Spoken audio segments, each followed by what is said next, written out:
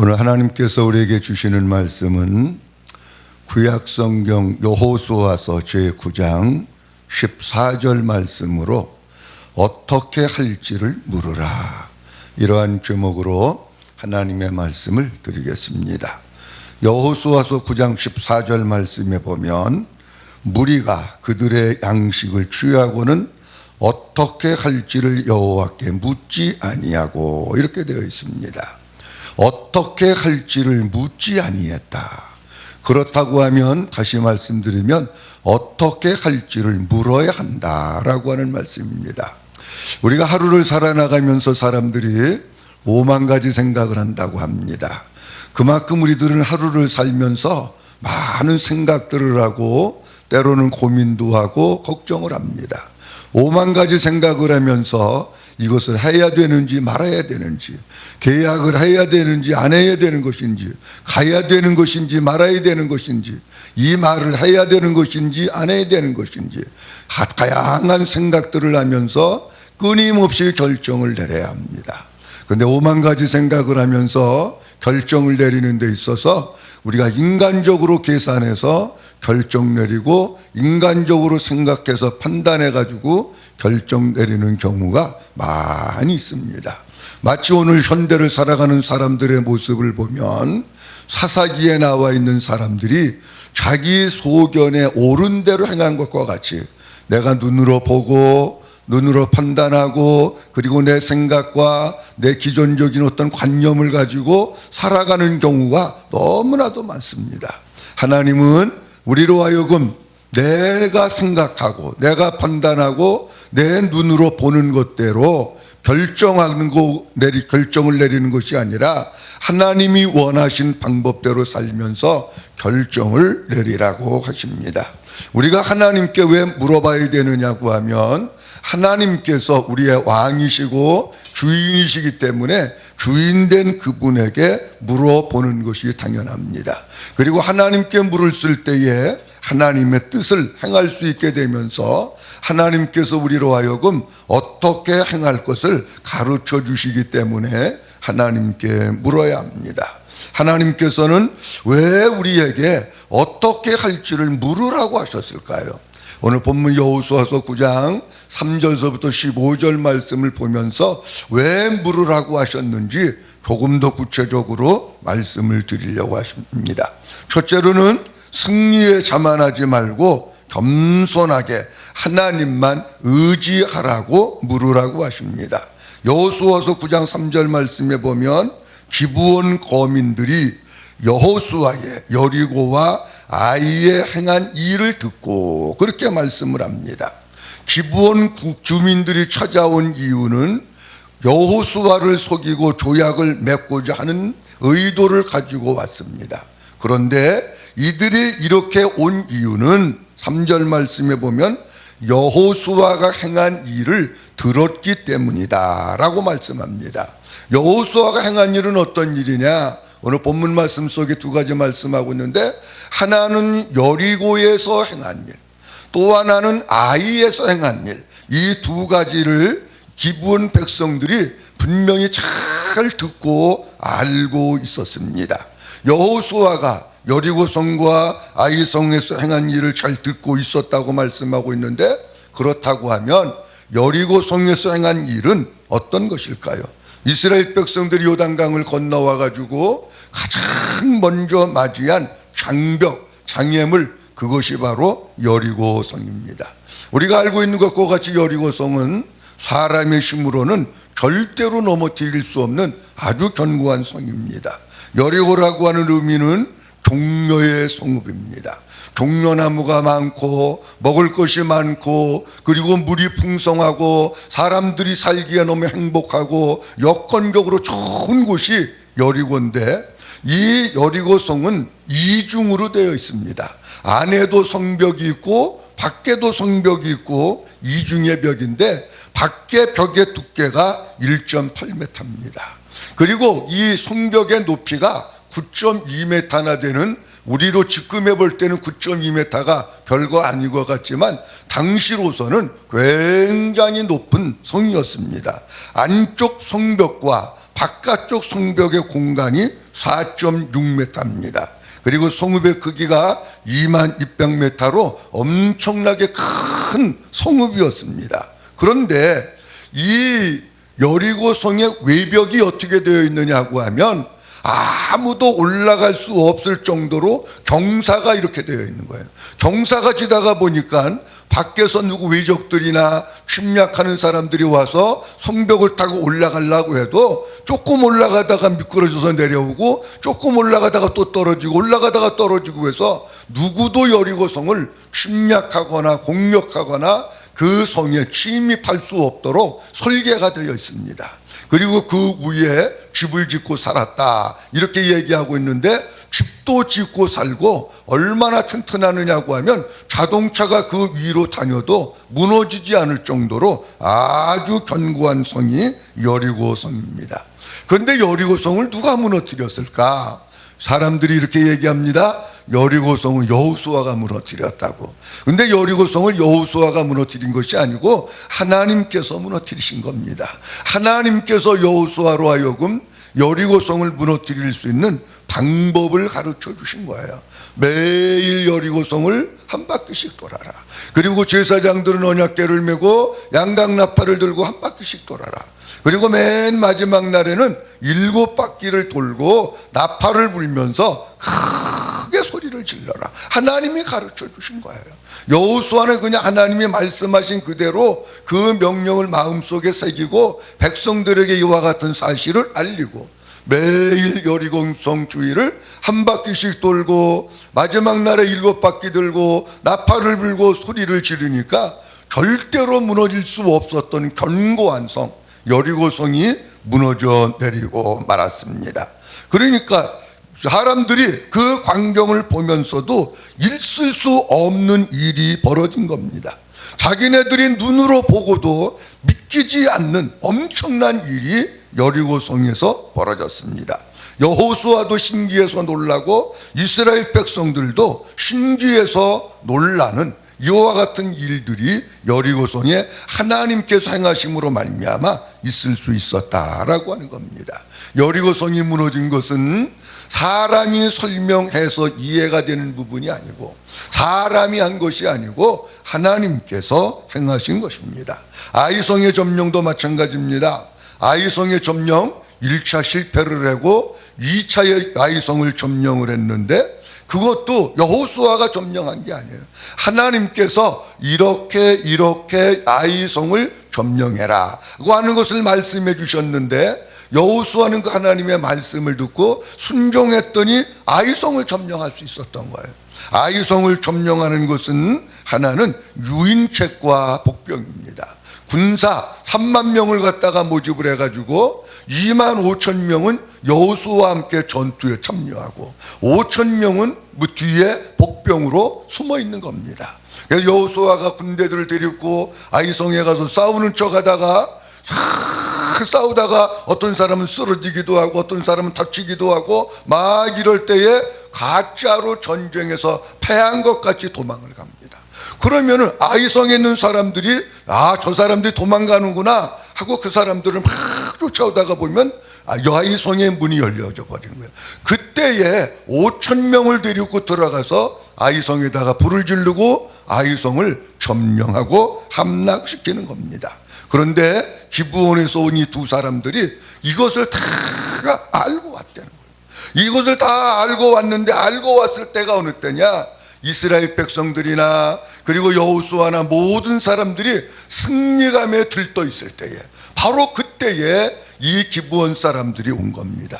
이 승리감에 들떠 있다가 보니까 어떻게 해야 할지를 묻지 아니하고 자기네들이 그냥 판단해 버린 거예요. 하나님께서는 우리가 어떤 큰 역사를 이루고 큰 승리를 했다고 할지라도 거기에 교만하지 말고 거기에 들떠 있지 말고 거기에 흥분하지 말고 또 무슨 일을 어떤 일을 우리가 하든지 간에 겸손하게 하나님 앞에 물어보면서 매 순간순간마다 하나님만 의지하고 하나님만 바라보고 하나님만 붙들고 그 하나님의 이끄심을 따라서 살아가게 하기 위해서 어떻게 할지를 물으라고 하십니다. 주님 우리에게 이렇게 말씀하십니다. 그런즉 선줄로 생각하는 자는 넘어질까 조심하라. 승리한 후에 그때가 제일 위험한 때예요. 엄청난 승리, 엄청난 역사, 큰 일을 우리가 하나님 앞에서 했다고 해서 그것 때문에 자만하고 그것 때문에 교만하고 그거에 매여 있고 그런 삶이 아니라 그럴 때일수록 더 겸손하게 주님 의지하고 하나님의 지혜와 하나님의 능력으로 아버지의 뜻을 이루어가는 우리들이 되어야 할 줄로 믿습니다. 둘째로는 사탄의 속임수에 미혹당하지 않기 위해서 물으라고 하십니다. 여호수아서 9장 4절과 5절 말씀에 보면 이런 말씀이 있습니다. 꾀를 내어 사신의 모양을 꾸미되 헤어진 전대와 헤어지고 찢어져 기운 가죽 포도주 부대를 나귀에 싣고 그 발에는 낡아 기운 신을 신고 낡은 옷을 입고 다 마르고 곰팡이 난 떡을 예비하고 이렇게 말씀합니다. 기브온 족속은 가나안 성읍이 4개가 있었는데 4개의 성읍 중 하나에 살고 있는 그 땅의 거민입니다. 그런데 이들이 여호수아와 조약을 맺기 위해서 찾아왔는데 어떻게 찾아왔느냐? 먼 타국에 있는 주민으로 위장을 하고 여호수아와 조약을 맺기 위해서 찾아왔습니다. 여호수아를 속이는 데 있어서 나름대로 치밀하게 철저하게 준비를 하고 여호수아를 찾아옵니다.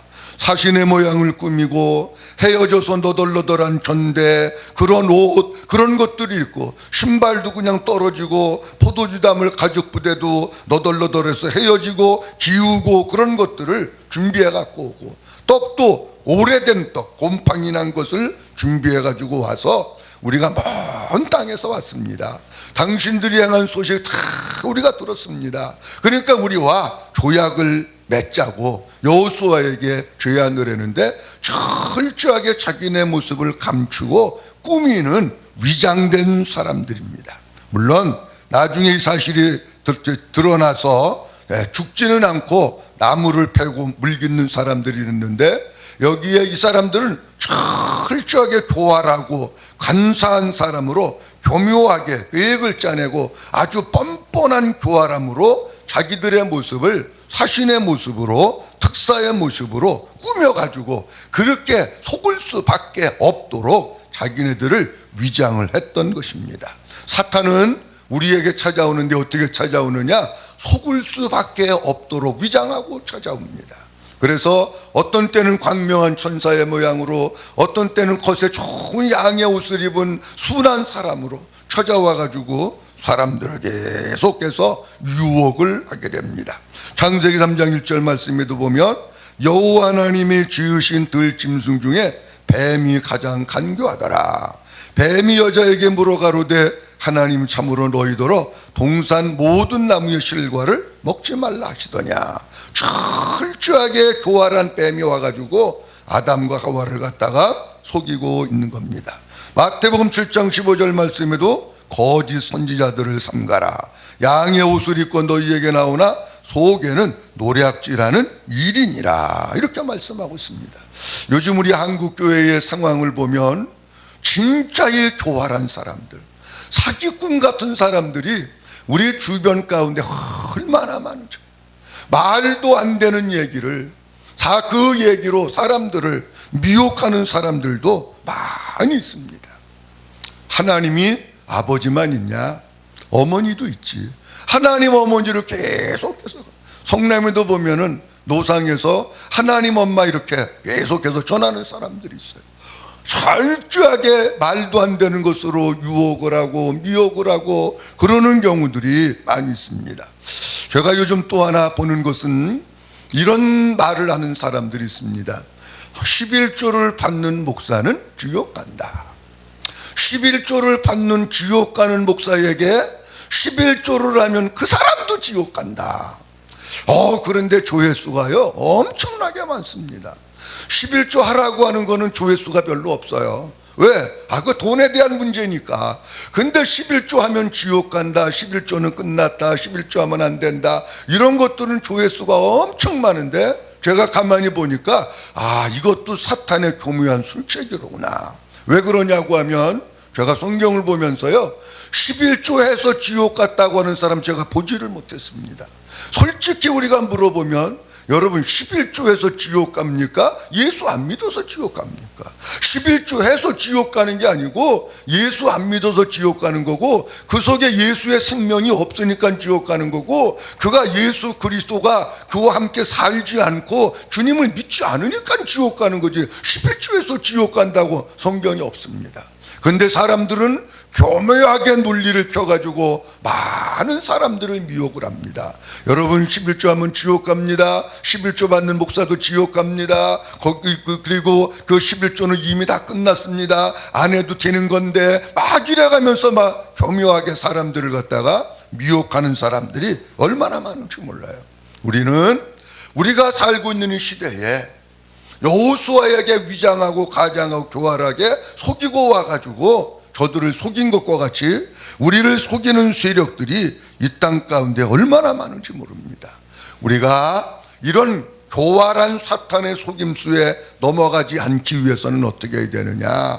하나님께 자꾸 어떻게 할지를 물어봐야 합니다. 하나님, 이런 사람들이 있는데 이게 진짠가요? 아니면 가짜인가요? 교활한 사람인가요? 아니면 진실한 사람인가요? 진짜 예수의 생명이 있는 사람인가요? 예수의 생명이 없는 사람인가요? 저들이 복음을 아는 사람인가요? 복음을 모르는 사람들인가요? 하나님 앞에 끊임없이 물어봐야 돼요.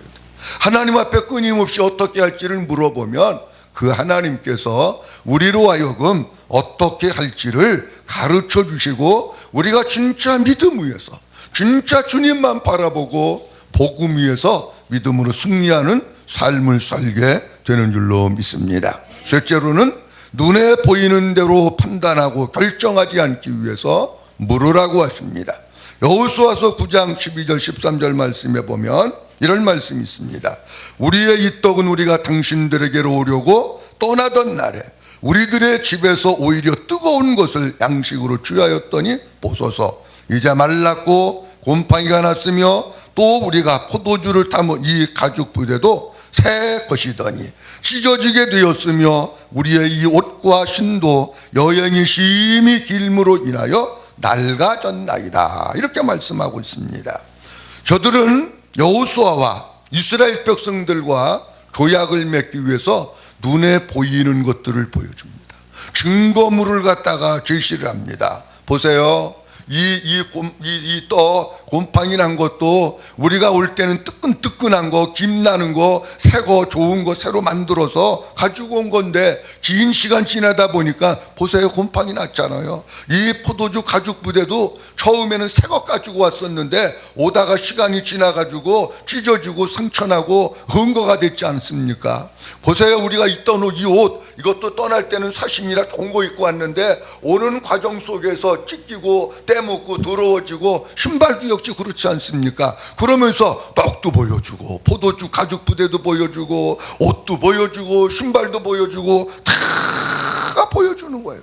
다 보여주니까 여호수아가 의심을 하려고 해도 증거물이 있으니까 의심을 안 하고 덜컥 받아들인 거예요.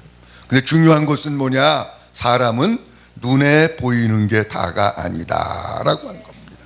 사탄은 항상 우리의 눈에 뭔가를 보여주면서 우리로 하여금 거기에 미끼를 던져놓고 우리가 거기에 넘어가도록 하게 합니다. 우리가 만약에 누군가가 우리의 눈에 자꾸 무엇을 보여주면서 우리를 속인다고 할 것 같으면 과연 눈의 증거물을 보고도 안 넘어갈 사람, 안 넘어질 사람이 몇 사람이나 있을까 하는 겁니다. 근데 주님은 우리에게 이렇게 말씀하십니다. 눈에 보이는 게 다가 아닙니다. 눈에 보이는 대로 판단하면 인간적인 판단이 될 수 없지만 아무리 눈에 증거물을 갖다 놓는다고 할지라도 어떻게 할지를 여호와께 물어야, 그래야 하나님의 온전하신 뜻을 발견하고 이기고 승리할 수 있다라고 하는 겁니다. 창세기 3장이나 마태복음 4장이나 아담에게도 눈에 보이는 걸 가지고 온 거예요. 야, 봐라, 선악과 저거 얼마나 먹고 싶으냐, 얼마나 좋으냐, 저거 먹으면 눈이 밝아져. 예수님에게도 와가지고 40일 금식기도 했는데 이 돌멩이 봐라, 꼭 빵같이 생겼잖아. 눈에 보이는 걸 자꾸 제시를 하는 거예요. 우리는 눈에 보이는 게 다가 아닙니다.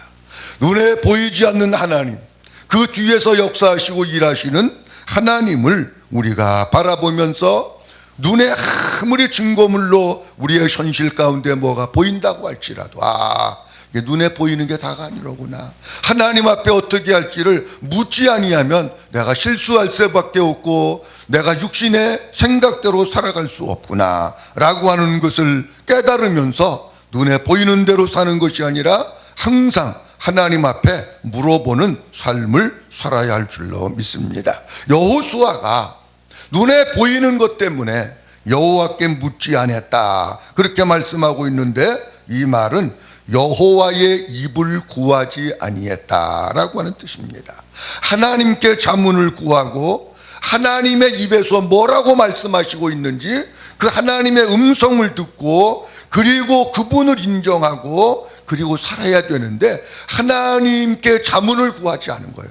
하나님의 입에서 나오는 말씀을 듣지 않은 거예요. 그리고 자기 속에서 나오는 자기 생각대로 판단을 해서 삶으로 말미암아 여호수아는 실수할 수밖에 없었던 것을 우리에게 말씀을 해주시고 있습니다. 하나님 우리에게 말씀하십니다. 우리가 하루하루를 살아가고 매일매일을 살아가는 데 있어서 많은 결정들을 해야 합니다.